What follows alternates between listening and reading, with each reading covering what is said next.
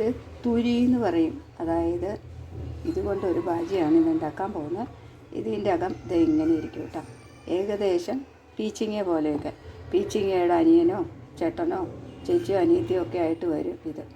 അതുപോലത്തെ ഒരു ടേസ്റ്റാണ് ഇതിൻ്റെ. ഇവിടെ നമ്മളിങ്ങനെ ചീകിക്കളഞ്ഞാൽ മതി കേട്ടോ. അപ്പോൾ ചീകിക്കളഞ്ഞതാണ് ഇത്. ഇങ്ങനെയായിരിക്കും.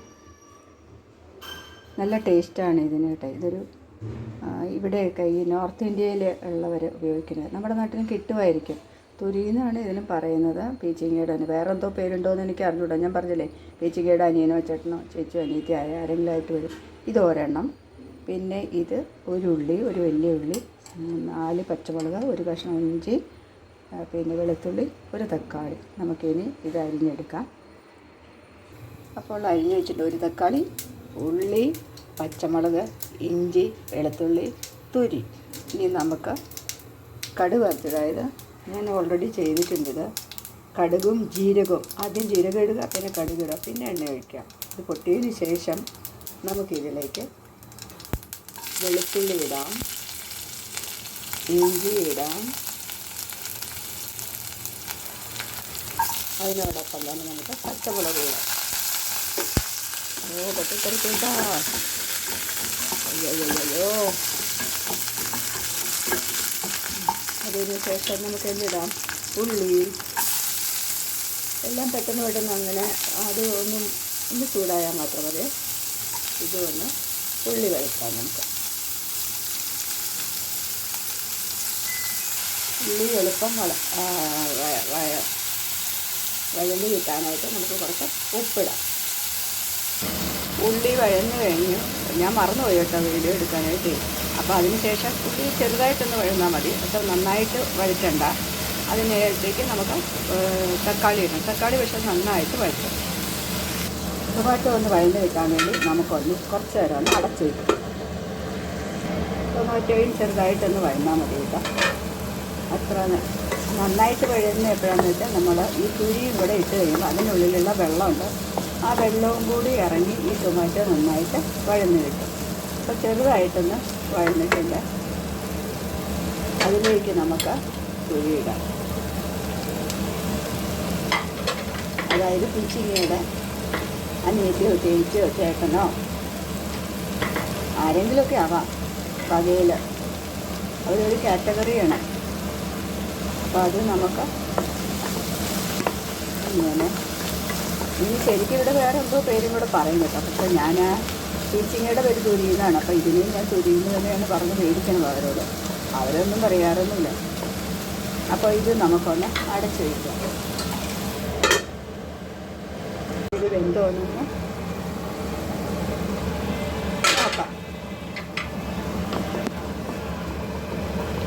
ഇത് ചെറുതായിട്ടൊന്ന് വെന്തിട്ടുണ്ട്. ഇനി ഇത് കുറച്ചുകൂടെ ഒന്ന് അതിൽ നിന്ന് തന്നെ കുറേശ്ശെ വെള്ളം ഇറങ്ങും കേട്ടോ. അതുകൊണ്ട് വേണമെങ്കിൽ വെള്ളം ഒഴിക്കുക. ഇപ്പോഴല്ല, മസാലയൊക്കെ ആക്കിക്കഴിഞ്ഞാൽ നമുക്കൊന്നുകൂടെ ഇത് അടച്ചു വയ്ക്കാം.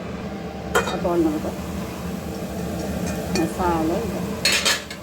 ഓരോ മസാലകൾ, ഒത്തിരി മസാലകളും കൂടെ സാധാരണ നമ്മൾ സെയിം എപ്പോഴും നമ്മളെല്ലാത്തിനും ഉപയോഗിക്കുന്ന പോലെ തന്നെ അവർ ഒരു 34 അങ്ങനെ എന്തോ ഒരു മസാല ചേർന്നെല്ലാം കൂടെ ചേർന്ന മസാലയുണ്ട്. അതാണ് അവർ ഉപയോഗിക്കുന്നത്.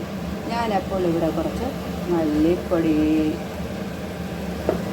കുറച്ച് മഞ്ഞൾപ്പൊടി,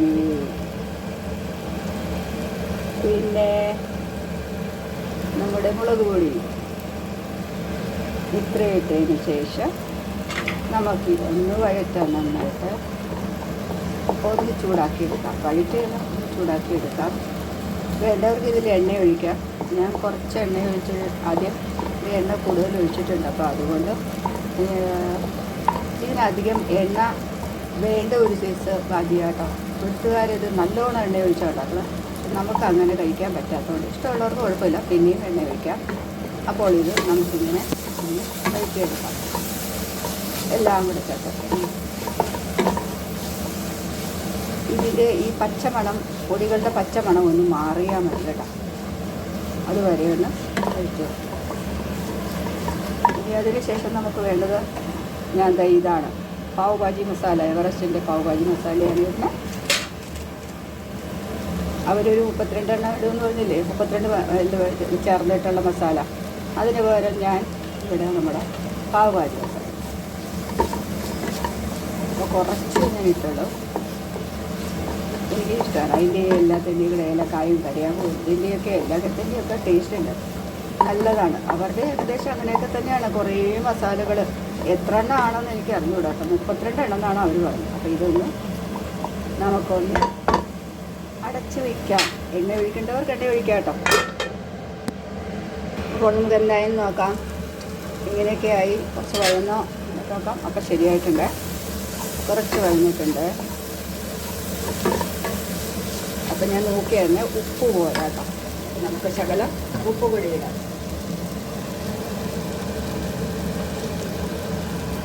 കുറച്ച് ഉപ്പ് പൊടി ഇടാം.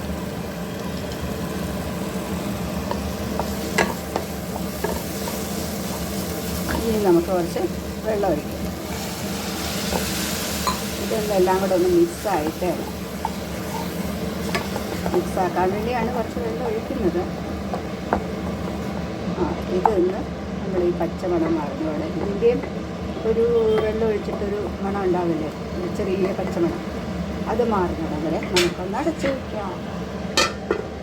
ഇനി നമുക്ക് മല്ലിയില ഇടാം. മല്ലിയില ഇടാനായിട്ട് ഇത് നമ്മൾ കടയിൽ നിന്ന് മേടിച്ച് കഴിഞ്ഞിട്ട് അതിൻ്റെ ആ വേരിൽ അത് കളഞ്ഞിട്ട് ഇങ്ങനെ ഒരു പ്ലാസ്റ്റിക് കവറിലിട്ട് വെച്ചിരുന്നാൽ എങ്ങനെയും ഒരു 5-6 ദിവസത്തേക്ക് ചീത്തയാവില്ല. ഇത് ചീത്തയാകത്തേയില്ല.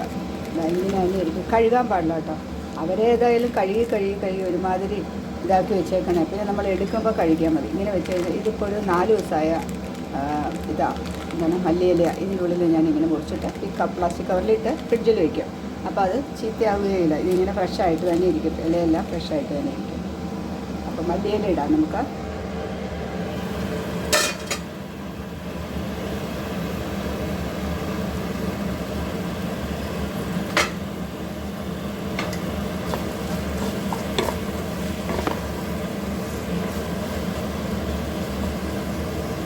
ഇത് ചപ്പാത്തിക്കും ചോറിനും ഉപയോഗിക്കാം കേട്ടോ.